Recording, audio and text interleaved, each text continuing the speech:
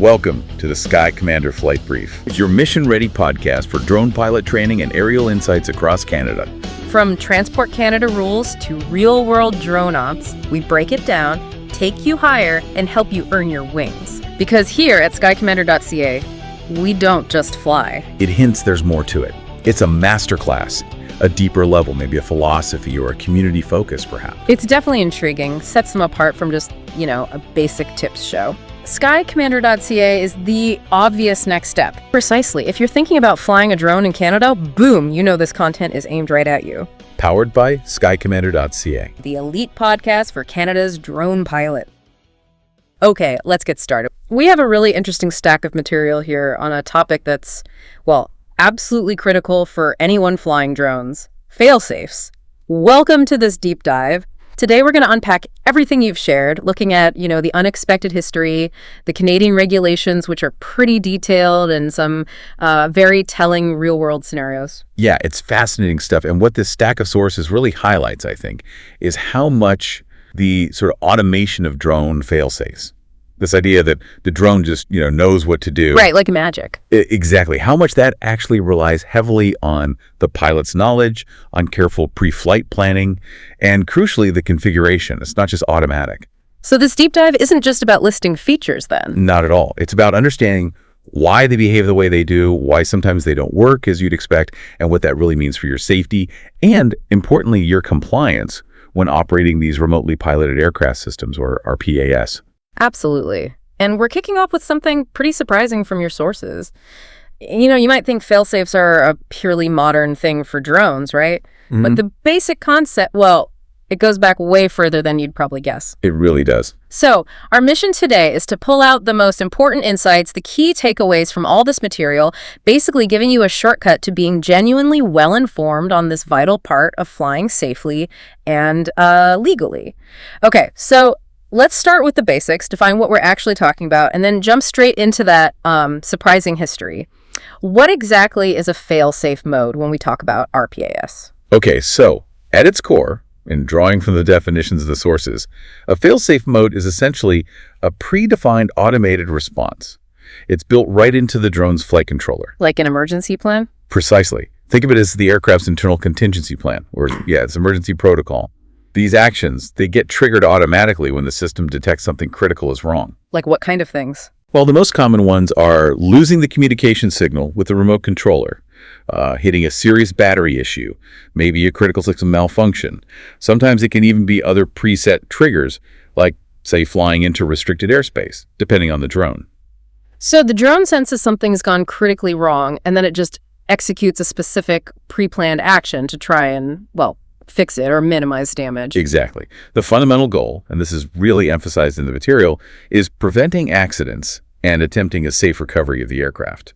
Or at the very least, minimizing the risk of harm to people or property down on the ground. It's designed to step in when the main control method, the pilot's direct input, is lost or compromised somehow. Okay, so that's the modern goal. Safe recovery makes sense. But the sources start with this incredible detail about how the idea of a fail-safe for a pilotless aircraft is like a century old and had a completely different purpose. Yeah, it's wild. We're talking WWI and something called the Kettering bug. Sounds like something out of, an old sci-fi movie. It really does, doesn't it? Source 1 gets into this fascinating history. Back in World War I, engineers were messing around with early forms of pilotless aircraft. And one key example was this Kettering bug. What was it? It was basically an aerial torpedo. Small biplane designed to fly a preset distance and then, crash. The really interesting part, looking at it from a fail-safe angle, was its mechanism for ending the flight. How did that work? It had this preset time-based system. It was linked to the engine revolutions. So after the engine had turned a specific number of times, which roughly corresponded to the intended flight distance, it would just cut the power. And cutting the power wasn't about landing nicely, I take it. Not even close. Source 1 is very clear on this. The whole point was for the aircraft to just drop out of the sky right onto its target. The fail-safe, if you can even call it that, wasn't about coming home safely or landing gently. It was about making sure the weapon hit its target and did its job by crashing and exploding into the enemy. Wow.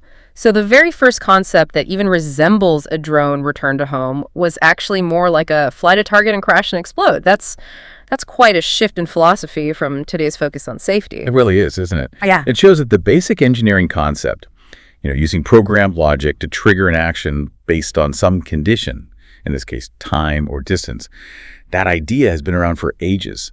But the why behind it, the goal, has completely flipped from weapon delivery to safe recovery. That history bit is genuinely eye-opening.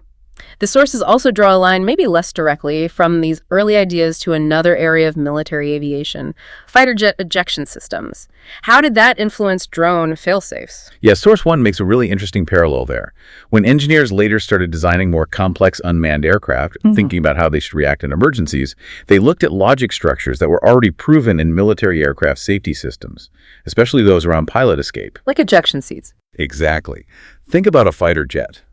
If the pilot becomes incapacitated, or if certain critical flight parameters get exceeded, like altitude dropping way too low in specific situations, or if there are major system failures, the aircraft's own automation might kick in and trigger an ejection sequence or other emergency actions. So it's an automatic response when manual control is lost or impossible. Precisely. It's about having a pre-programmed critical action that triggers when that primary human interface, the pilot, just isn't managing the situation anymore.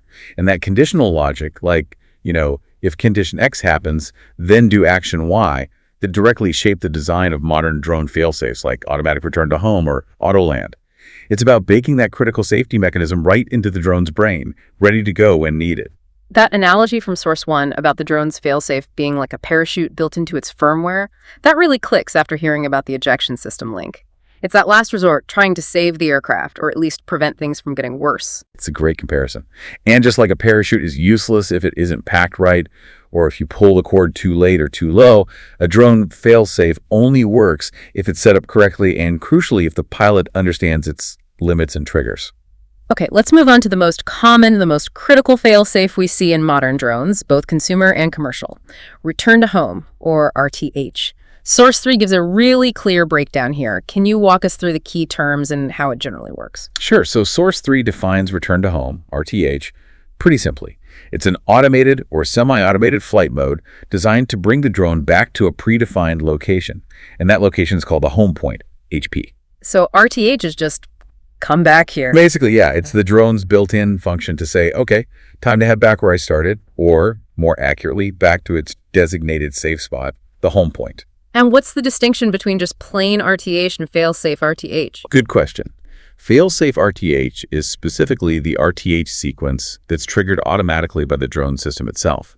This happens when it detects one of those critical conditions we talked about, like losing the control signal or hitting a really low battery level without the pilot actually pressing the RTH button. Ah, okay. Source 3 uses some helpful plain English here. RTH is like you telling the drone, come back to me, or thinking ready to head home. The home point, HP, is just where it comes back to. Failsafe RTH is that emergency backup, the drone deciding on its own to fly home because something's gone wrong. Got it. So home point is the destination, RTH is the mode, and failsafe RTH is that mode being triggered automatically by a problem. How does the sequence actually work when RTH kicks in? Okay, Source 3 details the typical steps. First, the drone needs to know where home is, so it stores its home point. Usually, this is the GPS location where it took off, but pilots can often set it manually too. Then, throughout the flight, the drone's constantly monitoring its own health, the control link strength, battery levels, GPS status, etc. If an RTH condition happens, maybe the pilot hits the RTH button manually, or the system detects a lost link, low battery, a serious GPS error, maybe even flying into a geo-fenced zone. It stops what it's doing and starts the RTH sequence. What's the very first thing it does? Usually, the first critical step is for the drone to climb. It ascends to a specific altitude. Now, this altitude is typically set by the pilot beforehand in the settings, or it might have a factory default, maybe 100 or 120 meters. And why climb first? The absolute key reason for climbing is to make sure it's high enough to clear any potential obstacles. Think trees, buildings, towers, power lines, hills, anything that might be sitting between where it is now and the home point. Once it hits that safe altitude, it generally turns and flies in a relatively straight line, using its GPS towards those stored home point coordinates. Okay, so it climbs up high, flies straight towards home using GPS. Then what? Finally, when the drone calculates it's arrived directly above the home point coordinates, it starts a controlled vertical descent and lands automatically. The whole thing, from the trigger event to touching down, is automated, assuming, of course, it has enough battery and functional systems to complete the journey. That ascends to a preset safe altitude part, that sounds absolutely critical for not just crashing into stuff on the way back. The sources really seem to hammer this point home. Oh, it cannot be stressed enough. It's maybe the most common RTH mistake. Yep. Source 3 specifically calls this out with a pro tip, that safe RTH altitude must be set high enough to clear all obstacles in the potential flight path. That's not just near the takeoff point, but anywhere between the drone's furthest planned point and the home point. Just relying on a default setting like 30 meters can be incredibly risky if you're flying near tall trees or buildings. Right, you have to think about the whole potential return path. Now, besides the automatic fail-safe RTH, when might a pilot choose to hit that RTH button manually? Source 3 lists several good reasons. If you lose visual orientation, maybe the drone's too far away, or it's blending into the background, hitting RTH, brings it back towards you predictably. You might also trigger it if the signal connection starts getting weak, even if it hasn't dropped completely. Proactive, okay. Yeah, or if the weather suddenly takes a turn for the worse, maybe fog rolls in, or the wind picks up significantly. It's also a smart move if you spot an unsafe situation developing on its current path, like unexpected obstacles or maybe people entering the area, and you just want to retreat safely. And finally, it can just be part of your standard procedure, a planned, controlled way to end a mission or handle specific emergencies outlined in your SOPs. Okay, so in theory, it sounds brilliant. A fantastic safety net. Drone gets lost, battery gets low, it climbs up and comes home, like Lassie, but with GPS, as you said. Yeah. And this is a big but. The sources make it really, really clear this isn't a foolproof system. That term fail-safe, it can be kind of misleading, can it? You've absolutely hit on a critical point there. Source 1 directly tackles this. Fail-safe does not mean fail-proof. These are complex systems, they have limitations, they have vulnerabilities, and just relying on them blindly, assuming they'll always work perfectly, is honestly a recipe for things going wrong. So the pilot is still key. Absolutely critical. Yeah. Pilot knowledge, really diligent pre-flight checks, and constant situational awareness. These aren't just nice-to-haves, they are essential, especially when you're dealing with the limits and the potential pitfalls of these automated responses. At the end of the day, the pilot is still the ultimate layer of safety. Let's dig into some of those pitfalls then, because the sources outline quite a few common ways that fail-safes can, well, fail, ironically. One common myth you mentioned is that just hovering when the link is lost is always the safest bet. Source 1 even has a real story that kind of blows that up. Yes, this is a really important insight from the material. Your gut feeling might be, okay, if I lose signal, I just want the drone to stop and wait. And some drones do offer hover on lost link as an option. But Source 1 tells this true story about a drone set to hover on lost link. It was operating near a big radio transmission tower. Okay. Signal drops, drone stops and hovers, just like it's programmed to. But because of the environment, likely strong electromagnetic interference from the tower, maybe combined with wind, it started drifting uncontrollably while it was just sitting there hovering. And that drift pushed it right into one of the tower's guy wires. Crash. Wow. So trying to stay still actually caused the accident. Exactly. The big lesson here is that hovering is not inherently safer than RTH in every situation. Think about unstable environments, places with strong, gusty winds, areas with lots of radio frequency interference, maybe spots with magnetic anomalies that can mess with the compass and GPS. In those places, hovering might actually be more dangerous than starting a pre-planned RTH. Because at least RTH has a known path and altitude. Potentially, yes. A carefully thought-out RTH path, designed specifically to clear obstacles in that area, might be the safer choice compared to leaving the drone just hanging there, static, vulnerable to getting pushed around by wind or interference, in a hazardous spot. The best lost link behavior, whether it's RTH, hover, or sometimes even auto-land right where it is, isn't a single setting that works everywhere. It really depends on the specific environment and the risks you've identified there. That's a really crucial distinction and not something you'd necessarily think of right away. Okay, so beyond choosing hover versus RTH, one of the most frequent problems mentioned across multiple sources, I see source 3, 4, 5, 6, all hitting on this, is issues with the home point itself. Oh, this is a huge one. Yeah. The main problem is the home point being wrong, or maybe becoming outdated during the flight. If it wasn't set right at the start, and this is common if you're flying from a location that's moving, and you forget to update the home point. Like a boat. Exactly. The classic example from source 3 and 5 is flying from a moving boat. You set the home point when you launch. The boat drifts, say, 500 meters downstream. Then you lose signal. RTH triggers, and the drone faithfully flies back to where the boat used to be. Splash. So if home moves, you absolutely have to tell the drone its new address. You got it. And Source 4 adds a Canadian regulatory point here. Transport Canada expects, and it's just good practice anyway, that you set your home point after the drone gets a strong, stable GPS lock, not before. That helps make sure the location it records is actually accurate. Good tip. And Source 4 also mentions something less common, but potentially just as dangerous. Some drone systems might automatically reset the home point during flight without clearly telling the pilot. Wait, automatically, without warning? It's a known quirk in some systems. If your specific drone model happens to do that, you absolutely must know about it and have a procedure in your SOPs to account for it, maybe by manually resetting it periodically or just being extra vigilant about checking it. That sounds like a recipe for confusion, or worse. It's a serious risk if you're not intimately familiar with your gear's specific behaviors. And Source 5 and 6 give a perfect real-world example of the manual error. Pilot finishes one part of a job, moves the launch setup to a new spot on the property, but just forgets to go through the steps to reset the home point on the controller or app. Happens easily, I bet. Totally. Later in the flight, maybe they lose sight of it, lose the link, RTH kicks in, but instead of coming back to where the pilot is now, it flies back to the original launch spot, maybe landing way off in a ditch or someone else's yard.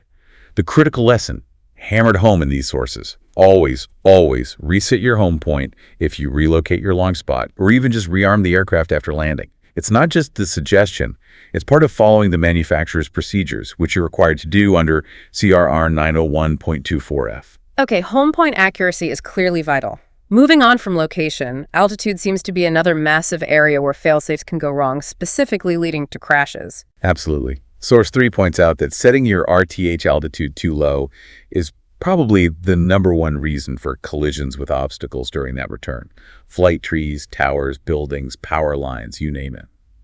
It's a super common mistake, especially if people just leave the factory default setting without checking their surroundings. But it's more complex than just setting it high above where you take off, right? You mentioned terrain earlier. Exactly. It's not just about height above your feet. Source 1, 4, 5, and 6 all emphasize that a standard altitude, say 120 meters AGL, above ground level, isn't automatically safe everywhere. Think about flying in mountainous areas like Kanaskis or Jasper, as Source 1 mentions. Why is terrain such a big factor? Because the ground itself isn't flat. The elevation can change dramatically between where you launch and where the drone might be when RTH triggers, or along that direct line back home. Source 4, 5, and 6 use a really clear, powerful example. Imagine launching from the top of a hill or a ridge. Then you fly your mission lower down, maybe into a valley or a gravel pit. Now, let's say you set your RTH altitude to 100 meter AGL, but that's measured relative to your takeoff point on top of the hill. If RTH triggers when the drone is down in the valley, it climbs to 100 meters above the valley floor, then starts flying back towards the hill.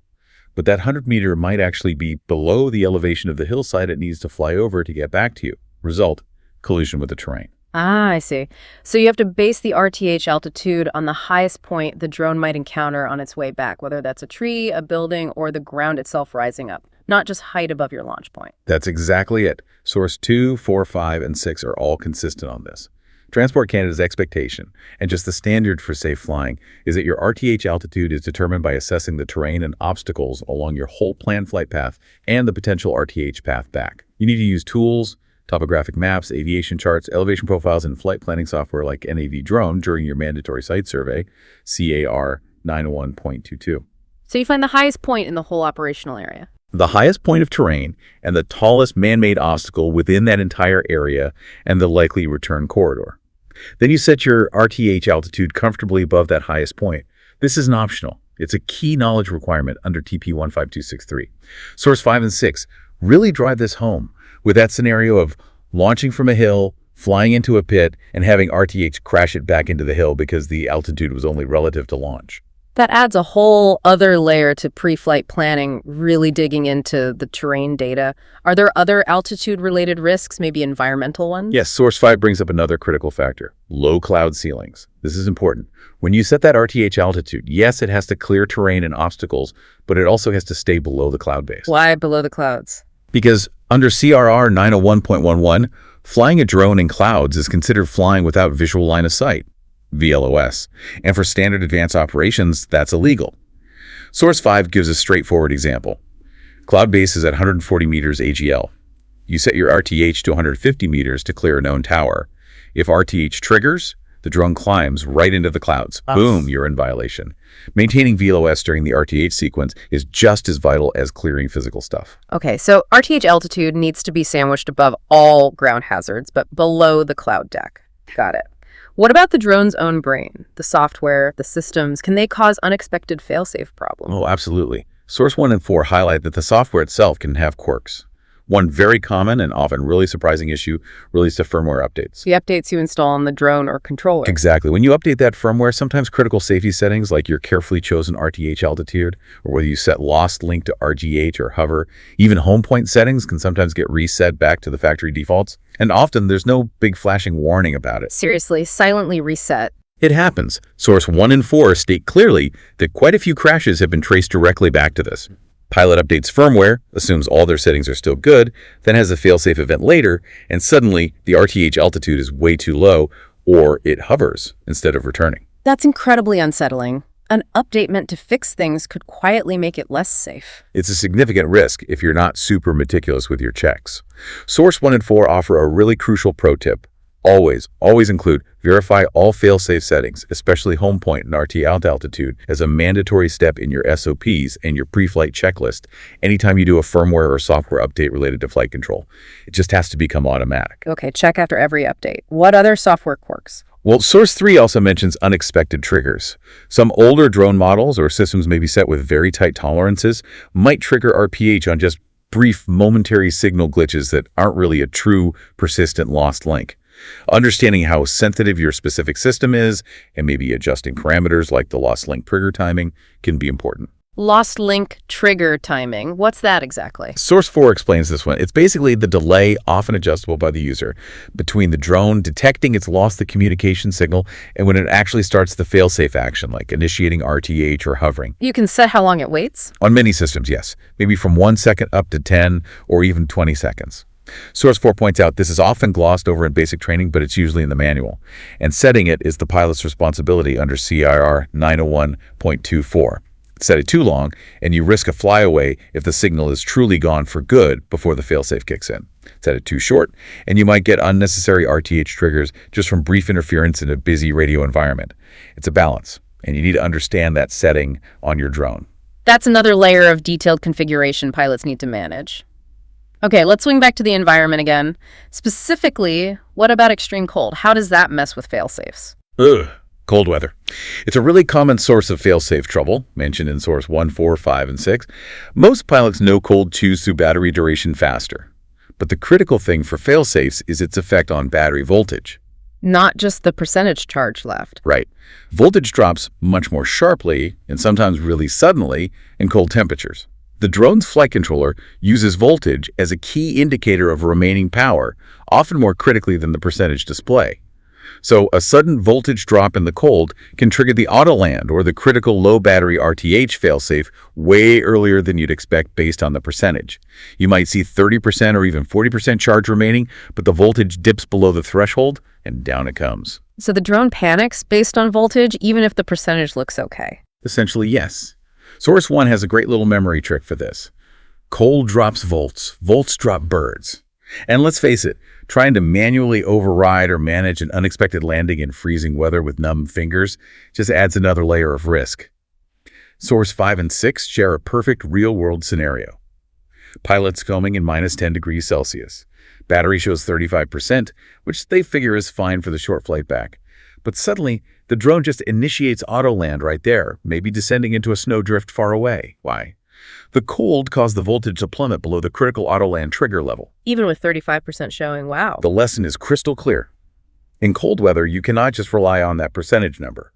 You need active battery management specifically for the cold.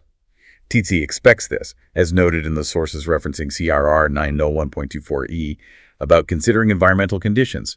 That means pre-warming your batteries before you fly, planning for significantly shorter flight times than you get in summer, and maybe even adjusting your drone's low battery warning and auto land thresholds to trigger at a higher percentage, say landing at 30% instead of 10%, just to give yourself more buffer. Okay, so we've got home point issues, altitude pitfalls, software quirks, cold weather voltage drops. That's a lot pilots need to juggle.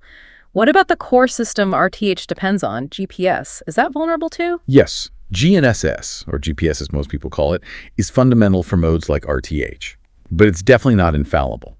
Source 1 points out a pretty concerning vulnerability. GPS signals can actually be spoofed, faked, relatively easily and cheaply. Spoofed, like someone sending fake signals. Exactly. The article mentions devices costing maybe only $100 that can broadcast fake GPS signals. If they're strong enough, they can trick your drone into thinking it's somewhere completely different, creating a phantom location. Your drone, trusting these fake signals, might record a totally wrong home point at startup, or worse, if a failsafe triggers later, it might initiate RTH and try to fly to this fake location. That's alarming. Someone could potentially hijack your drone's navigation. It's a real threat, particularly in certain sensitive areas or if someone specifically targets an operation. Source 1 is explicit. Standard drone failsafes are not generally designed to detect or counter sophisticated GPS spoofing. This is where pilot situational awareness becomes absolutely paramount. How so? If you see your drone behaving really strangely, maybe the map display shows it flying somewhere you know it isn't, or the position data is jumping around erratically, you have to recognize that the GNSS data might be compromised. You need to be ready to override any automated modes like RTH and manually land the drone, or switch to a non-GPS mode. Like ATTI mode. Exactly. Source 5 gives a scenario. Flying near an airport where signal interference can be higher, the drone's GNSS gets erratic, maybe it starts toilet bowling, flying in weird circles, and then RTH triggers based on this garbage, possibly spoofed data, sending the drone off in completely the wrong direction. It's a stark reminder. RTH is only as good as the GNSS data it receives. So if the GPS data seems unreliable or possibly spoofed, what's the expected pilot response, especially for advanced operations? What does Transport Canada expect? Source 5, talking about advanced pilot knowledge, makes it clear. TC expects pilots to be fully aware of the limitations of GPS-based navigation and RTH. This means knowing how to spot signs of unreliable GNSS data, like that toilet bowling or maybe GPS error warnings on the controller. And critically, having the skills to fly the aircraft safely without relying on GPS. Which usually means switching to ATTI mode. Typically, yes. Switching to ATTI, attitude mode, means the drone relies on its internal sensors, accelerometers, gyroscopes for stability, not external GPS positioning. Then you have to manually fly the drone back using purely visual line of sight, BVLOS. You just can't assume RTH will save you if the GPS signal is bad or being messed with. You need a plan B and the skill to execute it. Okay, so fail-safes. Complex, multiple failure points, need deep technical understanding, proactive planning. And for anyone flying RPAS in Canada, this isn't just nice to know. It's increasingly baked into the regulations, right? It really sounds like Transport Canada puts a lot of responsibility squarely on the pilot for these systems. Well, they absolutely do. This is where the regulatory side really comes into focus. Transport Canada, or TC, doesn't see fail-safes as optional extras. They view them as essential safety systems that the pilot must understand, configure correctly, and manage properly. The way the rules in Canada have evolved over the last few years really highlights this increasing emphasis on pilot accountability for fail-safes. Your sources actually trace that evolution, particularly Source 8. Can you walk us through those key stages? How did we get to where we are now with the rules? Sure. Source 8 lays out the timeline pretty well. Before June 1st, 2019, things were quite different. There weren't standardized rules just for RPAS like we have now. Most operations beyond very basic recreational flying needed a Special Flight Operations Certificate, an SFOC. And SFOCs handled fail-safes how? They often included site-specific safety requirements, which might have touched on emergencies, but there wasn't a universal, consistent standard for fail-safe configuration across the board. A lot of consumer drones were likely flying with just default settings. The big change came on June 1st, 2019, with the introduction of CARS Part 9X, the dedicated regulations for small RPAS. And how did CARS Part 9s address fail-safes initially? Well, interestingly, Part 9s didn't explicitly list RTH or fail-safe as a required feature by name right in the core rules. However, CR 901.23, the Overall Safety Assurance Rule, mandated that operators must operate their RPAS safely.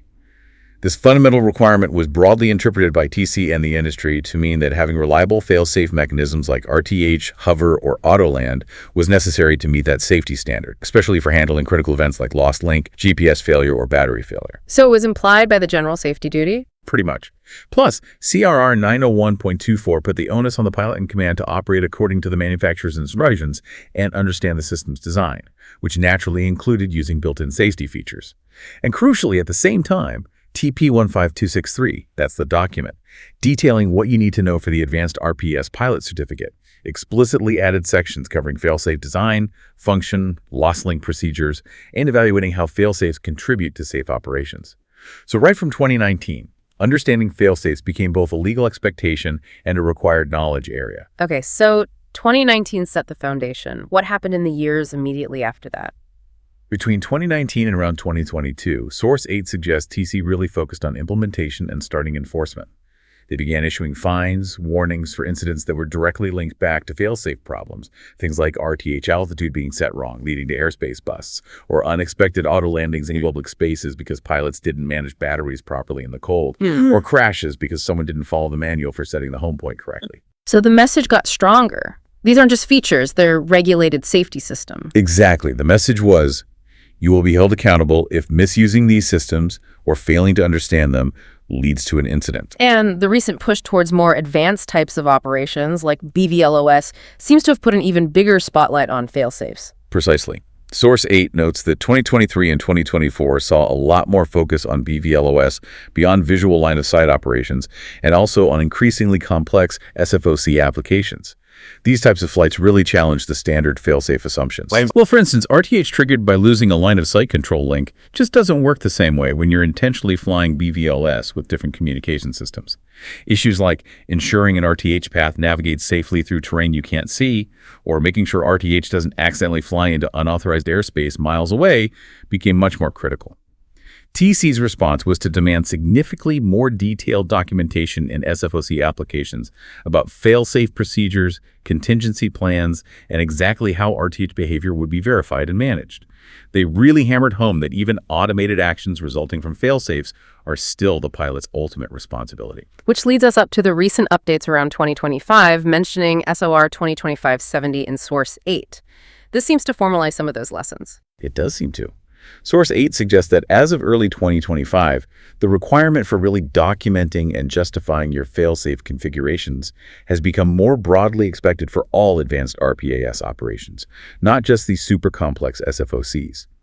The updates appear to specifically emphasize things like planning for environmental factors, cold weather battery issues being a big one, ensuring RTH altitude truly accounts for terrain along the entire potential return path, and carefully choosing and justifying your loss link behavior, RTH versus hover versus land, based on the specific airspace and risks of where you're flying that day. And the knowledge requirements reflect this. Yes, the knowledge requirements and the exam questions seem to have shifted to be more scenario-based, directly testing a pilot's judgment in configuring and managing fail-safes under various realistic, often tricky, conditions. So that quote from Source 3 really sums it up for 2025 onwards.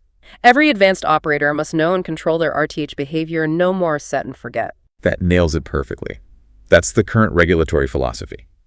Just passively relying on factory defaults or assuming the drone will magically handle everything is no longer good enough.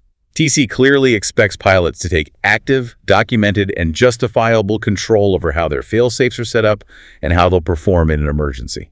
Okay, let's drill down into the specific core regulatory requirements under CARS Part 9X right now, pulling from Source 2. What are the absolute must-knows? All right, Source 2 lists these clearly. First, as we mentioned, TR 901.23, the Safety Assurance Clause, is the bedrock. It implies that to fly safely, your drone must have reliable fail-safe mechanisms for things like lost link, power failure, or GPS loss. These systems are seen as integral to meeting that fundamental safety standard. And specifically for lost link procedures. Source 2 states that for any advanced operation, you must have a defined, documented procedure for what your drone will do if it loses the control signal. Your main options are typically return to home, hover in place, or auto land right where it is. And crucially, this isn't a decision you make in the heat of the moment. It has to be pre-planned. Yes. It needs to be decided before the flight and documented as part of your operational planning or your flight plan paperwork. And you need to be able to justify why you chose RTH over hover, for instance. Absolutely. Source 2, especially thinking about the exam, really emphasizes this. You need to understand when and why you'd pick each option. Your choice should be based on a risk assessment of the specific location. What's the airspace like? For e.g., in a dense urban area, maybe RTH over potentially populated streets is riskier than hovering or landing immediately in a known clear spot. What are the obstacles? How close are you to people or sensitive property? How much battery do you realistically have left for an RPH? You need to show you've thought through the safest contingency for that specific flight. And TP15263, the knowledge document, sounds like it gets quite specific about what pilots need to know here. It really does. Source 2 points out that Section 2.3.2 of TP15263 requires advanced pilots to know the detailed design and function of fail-safe systems. That includes how they operate under different conditions, like with or without GPS. It also demands understanding of loss link contingency procedures and the ability to evaluate how effectively your drone's specific fail-safes will support safe operations for a given mission. That includes knowing when they won't work too. Yes, that's crucial. Knowing their limitations like that RTH is useless indoors, under bridges, or in dense forests where there's no reliable GPS. And very importantly, TP15263 requires you to know how to test or simulate fail-safe behavior. Test them. We'll come back to that. First, the planning and documentation side for advanced ops seems really mandatory based on Source 2 and 4. It absolutely is. Under CR 901.22, which covers the mandatory site survey, and CR 901.27, which covers requirements for SFOCs and authorizations, but the principles apply to good planning for all advanced ops. You must document key safety elements. This includes your planned RTH altitude settings for that site, your chosen loss link procedures for that mission, and where your identified emergency landing zones are. And the exam will test this planning aspect. Definitely. The sources indicate you should expect exam questions about these planning requirements, how you'd verify your fail-safe settings before flight, especially if the scenario involves complex terrain or flying near controlled airspace. So the plan isn't just in your head, it has to be written down. And verification before every flight is key. Correct, on both counts. Source 2 and 4 are unambiguous.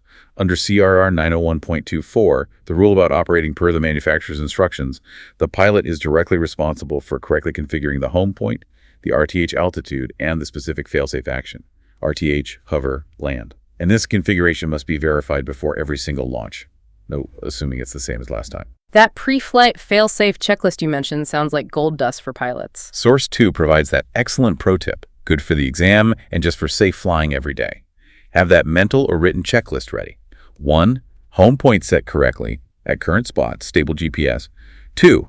RTH altitude appropriate for this environment, above terrain, obstacles, below clouds. 3. Lost link behavior selected correctly, RTH hoverland based on site risks. 4. Battery sufficient for RTH, consider distance wind. 5. Initial signal check okay, before launching far. That list really drives home all the variables. Okay, let's talk liability again. We touched on it, but just to be crystal clear, if a fail-safe activates but something goes wrong, it crashes due to bad configuration or environment, who wears it, according to TC? This is probably the single most important point for any certified pilot, and it's stressed heavily in Source 2 and 8. Under Canada's Aeronautics Act and CARS Part 9, the pilot in command is always responsible for the safe operation of the aircraft. Period. Full stop. Even if it was the automation that failed? Yes. Even if an automated system like a fail-safe malfunctions or directly causes an incident, the ultimate legal responsibility rests with the pilot. For advanced operations, TC expects you to have the knowledge to anticipate potential problems that can disrupt these systems, recognizing areas prone to GPS issues, understanding compass interference near metal, knowing how cold impacts batteries in autoland, being aware of those firmware reset risks we talked about. So if it crashes because RTH altitude was too low? Pilot error. If it lands in the wrong place because the home point wasn't updated, pilot error. If the battery dies mid-RTH in the cold because you didn't plan for it, pilot error. The sources are very clear. These situations demonstrate a failure by the pilot to meet the required standard of safe operation and diligence. Wow. That really puts the onus on the pilot to not just fly the drone, but to deeply understand the whole complex system, the tech, the settings, the environment, and how they all interact. It absolutely does. And Source 2 and 4 back this up by saying you must demonstrate detailed technical awareness of your specific drone's capabilities and limitations. For instance, knowing about motor redundancy.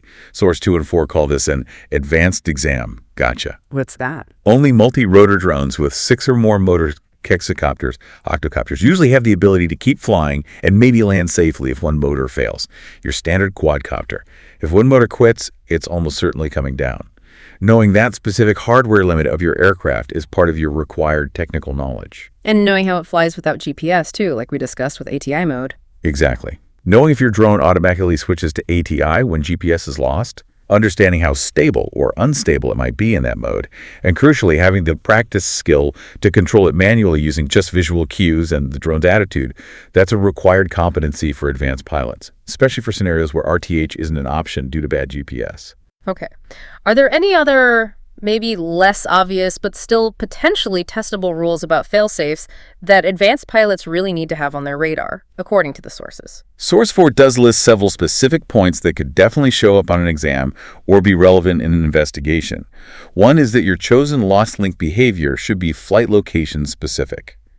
TC expects you to analyze the risks of each mission location and set the fail-safe, RTH, hover, or land, to minimize risk for that specific place. So urban versus rural might demand different settings. Precisely. In a busy urban area, RTH might fly over people or buildings, making hover or immediate auto land at a pre-identified clear spot potentially safer.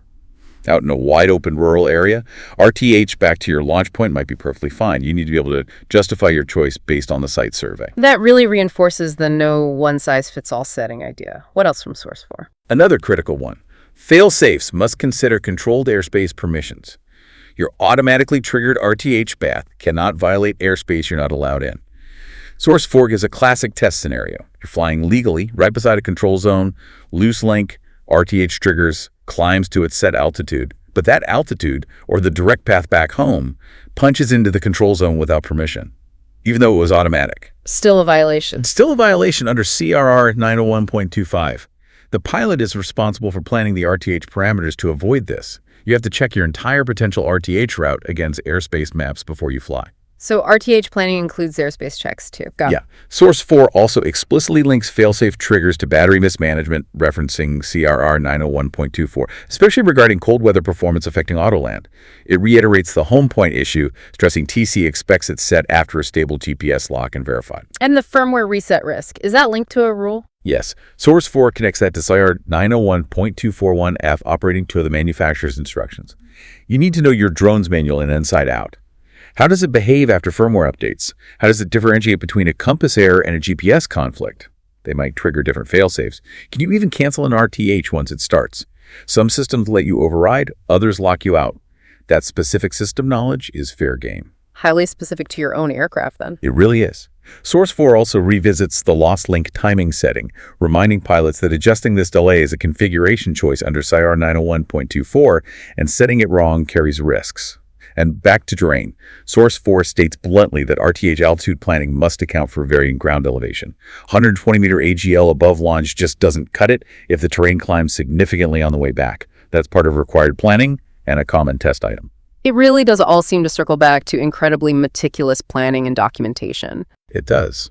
Source 4 emphasizes that even though the fail-safe actions are automatic, your planned fail-safe behavior for different contingencies must be documented. Right. If you're doing complex ops requiring an SFOC, or even just flying under standard advanced rules where thorough planning is expected, you need these procedures written down in your operational plan, referencing CRR 901.27. For exam purposes, assume you need to be able to articulate your fail-safe plan in writing for any given scenario. Okay, one last point from that section, testing. You mentioned pilots need to know how to test failsafes. Is there actually a regulatory expectation to do the testing? Yes, and Source 4 is pretty direct here, linking it back to CRR 901.24, which requires ensuring the aircraft is fit for flight.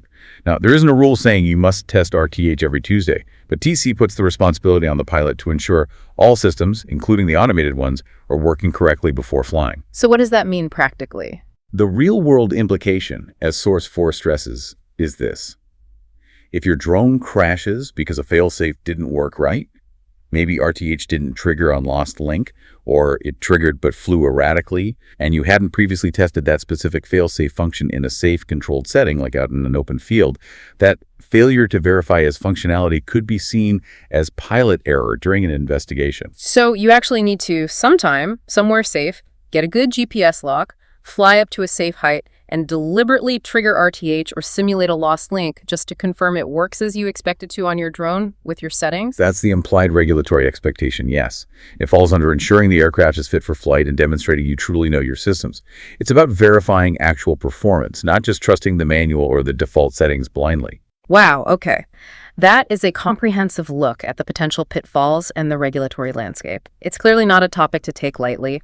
Let's maybe spend some time grounding this in reality. Let's look at how these complexities actually play out using those real-world scenarios from source 5 and 6. Because often that's the best way to really cement the understanding, right? Absolutely. These scenarios are gold because they reflect the kinds of situations that actually cause incidents. And as suggested by the Source 6 excerpts, they're the kinds of things TC uses in workbooks or potentially exams to test a pilot's judgment and decision-making under pressure. They really show how fast things can unravel, even with fail-safes, if the planning isn't solid and specific to the site. Okay, let's kick off with an urban environment. Flying near big buildings, what can go wrong there? All right, scenario 1 from Source 5 and 6 paints this picture. You're flying an inspection, say, around a big new steel and glass building downtown, lots of metal, lots of reflective surfaces. As you fly around a corner behind a large steel structure, boom, you suddenly lose stable GPS signal. Satellites are blocked, signals are bouncing everywhere, causing multipath errors. And maybe your control link drops too. Okay, bad situation. Yeah. The drone gets confused by the garbage navigation data, starts moving erratically. The failsafe, maybe set to RTH, triggers. But it's basing its return path on the last known GPS position, which is already unreliable or inaccurate. So the drone doesn't come back to you, maybe doesn't even fly predictably at all. So what's the takeaway lesson there? The huge lesson is anticipating signal problems, both GPS and control link, in dense urban or industrial areas with lots of large structures. Steel, concrete, even reflective glass can wreak havoc. RTH depends completely on good GPS and a stable link. In environments like that, maybe configuring lost link to hover or auto land, if you have a confirmed clear spot right below, might be much safer than trying an RTH back to a potentially distant and now uncertain home point. So you need pre-identified safe landing spots. Yes, having identified emergency landing zones, EZS, during your site survey is key. TC absolutely expects advanced pilots to plan specifically for flying in these GNSS-denied or signal-challenged environments, and to know when RTH just isn't a reliable option. It forces you to rethink your contingency plan for that specific location. That ties right back to that hover versus RTH choice, but driven by the specific environment. Okay, how about the opposite? A remote area, but with tricky terrain. Scenario 2 from Source 5 and 6 gives us exactly that. Imagine you're mapping a remote, hilly forest area. Maybe flying BVLOS on a pre-programmed route, maintaining, say, 100 meters AGL relative to the ground directly beneath the drone. Following the terrain contour. Right. But midway through, maybe dipping behind a ridge or into a valley thick with trees, you lose your command link. You didn't realize how quickly the terrain and forest canopy would block the signal. Fail-safe RTH triggers. But your RTH altitude was left at the default, maybe 60 meters AGL relative to your launch point, which was down in a small clearing. The trees in this forest are easily 75 meters tall, maybe more. And the terrain between where the drone lost link and your home point includes a ridge that's higher than your 60-meter RTH altitude setting. So the drone, dutifully climbing to only 60 meters, flies straight back towards home and smack into the trees or the rising hillside. Crash. That perfectly illustrates that terrain-aware altitude problem we discussed. Perfectly. The lesson hammered home here is the absolute necessity of setting a terrain-aware RTH altitude. A fixed height, like 60 meters or even 120-meter AGL above launch, is simply not safe if the terrain or obstacles rise higher than that along the return path. You must use Topomax, NAV drone elevation data, whatever tools you have during your site survey, CAR 901.22, to find the highest point ground or obstacle in your entire operating area and the return corridor, and set your RTH altitude safely above that. In testing it first. Testing that RTH behavior in a safe, open area before tackling complex terrain missions is also vital. TC absolutely expects terrain to be a primary consideration in your RTH altitude planning. DP15263. Okay, what about that cold weather issue leading to unexpected landings? Give us that scenario. Scenario 4 from Source 5 and 6 is the classic. You're out shooting commercially. It's winter, maybe minus 10 Celsius. You're focused on the shot, keeping an eye on the battery percentage. It shows 35% left. You figure, okay, plenty to get back. I'm only 400 meters out.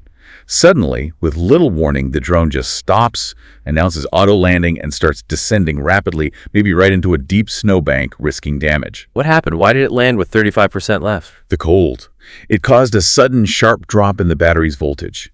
Even though the percentage looked okay-ish, the actual voltage dipped below the critical threshold that the drone's flight controller uses to trigger the auto-land failsafe. It forced it down prematurely, unexpectedly far from you. So you were watching one dial percentage, but the drone was reacting to another voltage, and the cold made them disagree critically. That's exactly it, the lesson.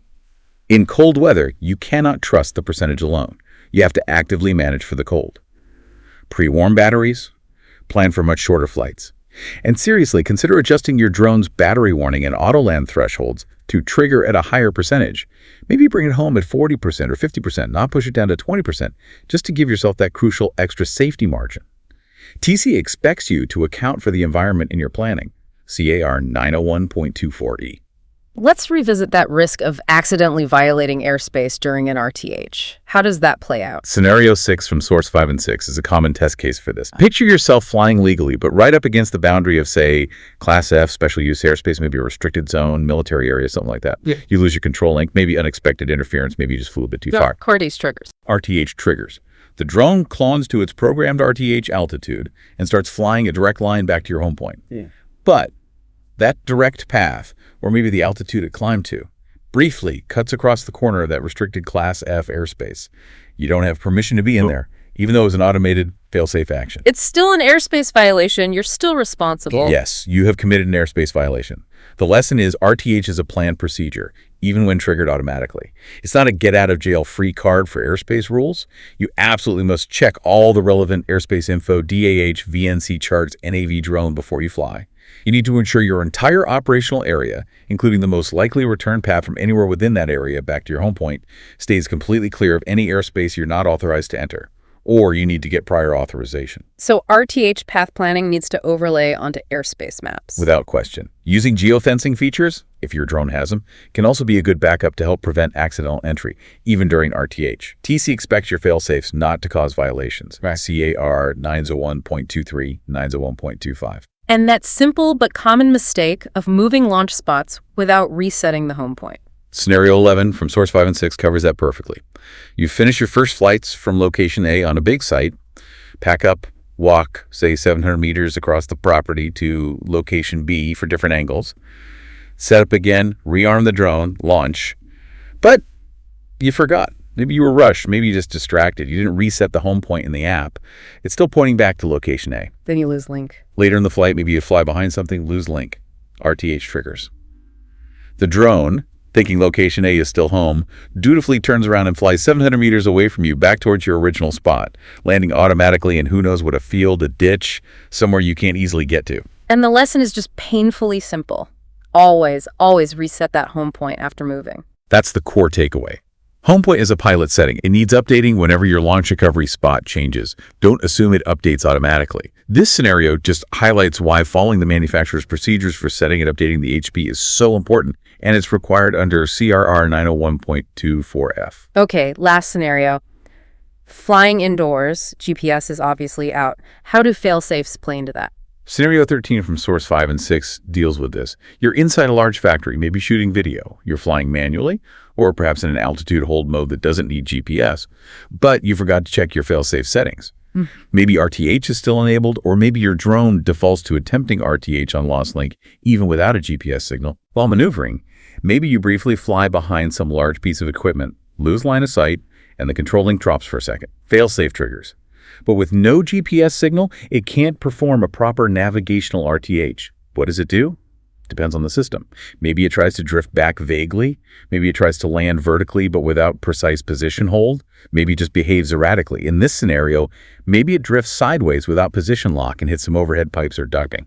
Crash. So RTH is totally useless without GPS, and having it enabled indoors can actually cause a crash on lost link. Precisely. The clear lesson. Indoors or under bridges or anywhere satellites are blocked is a GNSS-denied environment. RTH is not a viable failsafe there. For indoor flights, your lost link failsafe must be set differently.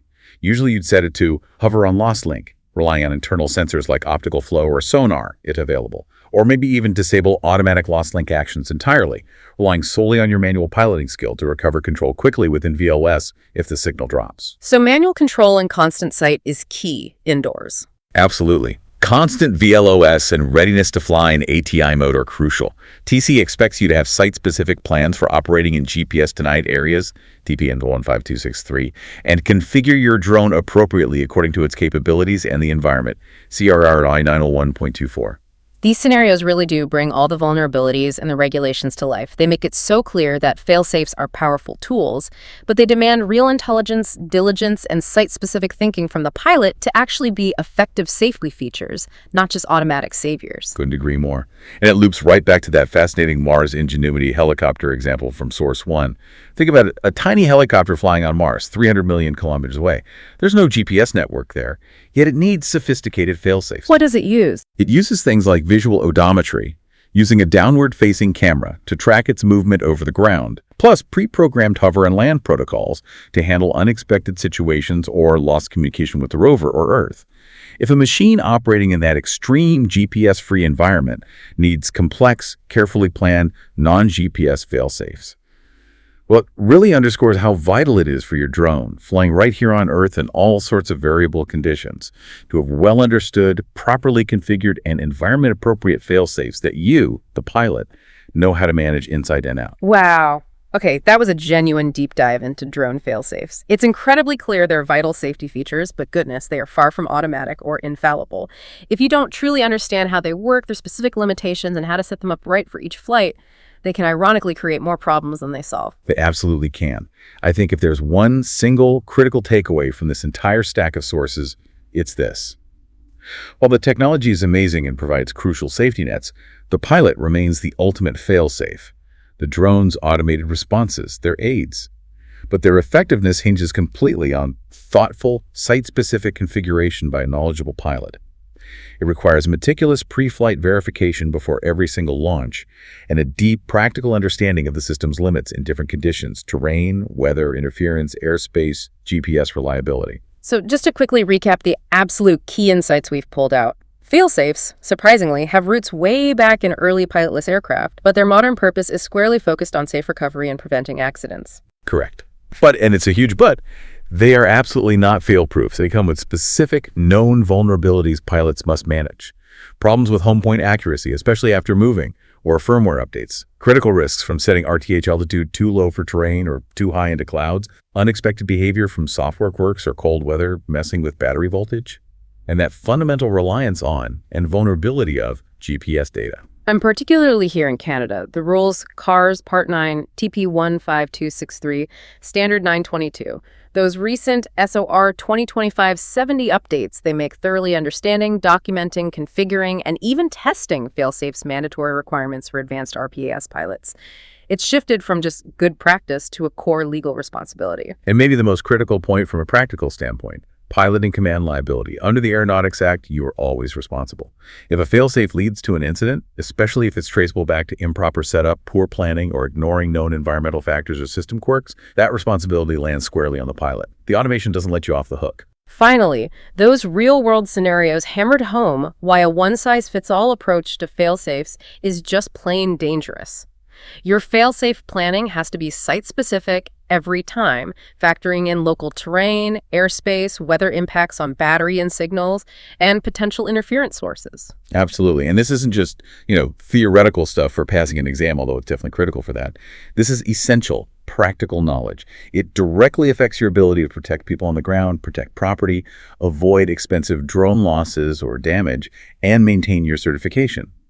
Being a truly well-informed, responsible pilot in today's drone world absolutely means mastering these safety nets, knowing how they work, knowing when they might not work, and making absolutely sure they are configured correctly for the unique risks and demands of every single flight you undertake. Couldn't agree more.